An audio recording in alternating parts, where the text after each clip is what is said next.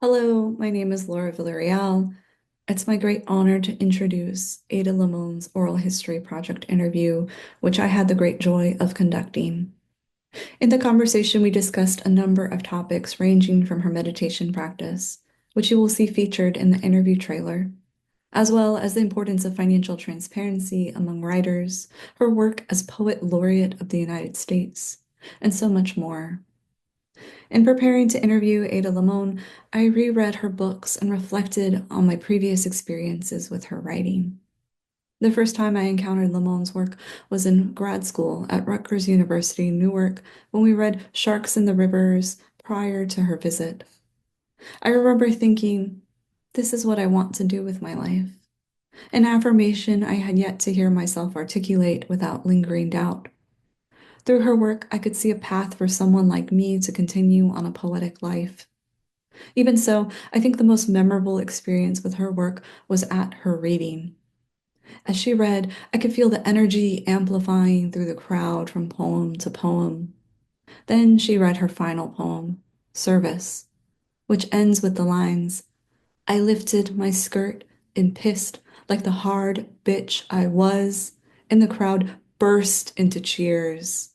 I had never seen our local high school students who were in the crowd so engrossed and affected by a reader. Even after all these years, I have yet to see another reading that electrifying. And I think that's really the magic of her work, its ability to reach everyone. During the interview, Limon shared a moment when her intentions shifted in thinking about poems. She shared, there was a recognition that poems could be talking to other people, and that on the other end, there didn't always have to be another poet.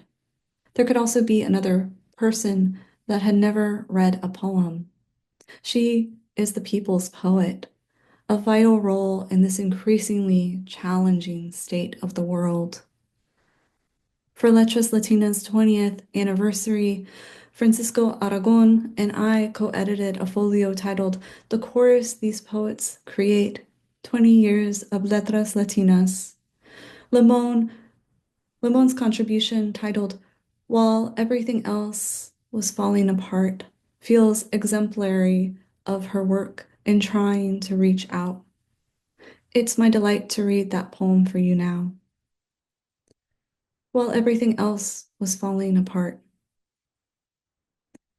In the Union Square subway station nearly 15 years ago now, the L train came clanking by, where someone had fat sharpied a black heart on the yellow pillar you leaned on during a bleak day, brittle, and no notes from anyone you crushed upon. Above ground, the spring sun was the saddest one, doing work, but also none. What were you wearing? Something hopeful to show the world you hoped? A tall man was learning from a vendor how to pronounce churro. High in the sticky clouds of time, he kept repeating churro while eating a churro. How to say this made you want to live? No hand to hold. Still here it was, someone giving someone comfort and someone memorizing hard how to ask for it again. In the interview, I describe Limon's poems as voice-driven, unfolding deliberately paced narratives and building on an extended metaphor. Often they have a quick turn of revelation at the end. Undoubtedly, my favorite poem by Limon, and one that gorgeously conveys these qualities, is Downhearted. And in the spirit of celebrating those qualities, I will close by reading that poem. Downhearted. 6 horses died in a tractor-trailer fire. There, that's the hard part. I wanted to tell you straight away so we could grieve together. So many sad things. That's just one on a long recent list that loops and elongates in the chest, and the diaphragm, and the alveoli. What is it they say? Heartsick or downhearted. I picture a heart lying on the floor of the torso, pulling up the blankets over its head, thinking this pain will go on forever, even though it won't. The heart is watching Lifetime movies and wishing and missing all the good parts of her that she has forgotten. The heart is so tired of beating herself up.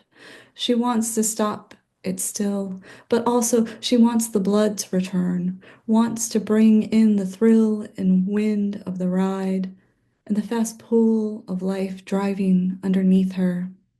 What the heart wants? The heart wants her horses back.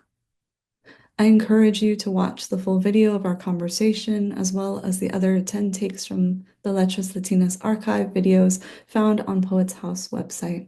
Thank you.